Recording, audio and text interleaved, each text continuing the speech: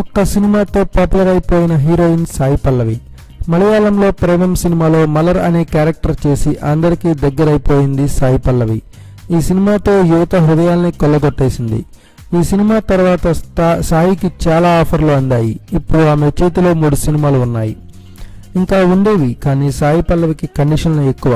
తెరపై గ్లామర్ పంచాలంటే నా వల్ల కాదు అని ముందే చెప్పొస్తుంది సాయి పల్లవి. అలాగే తన పాత్ర నచ్చితేనే సినిమా. ఇలాగే ఆ మధ్య మణిరత్నం ఓ కొత్త సినిమా కోసం ఆమెను సంప్రదించారు.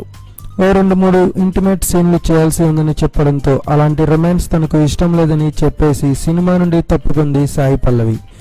ఇప్పుడు ఆమె రెమ్యునరేషన్ విషయంలో కూడా కండిషన్స్ పెడుతుందట. 50 లక్షలకు ₹1 తక్కువైనా సినిమా చేసేది లేదని తేల్చి చెబుతోంది అమ్మడు.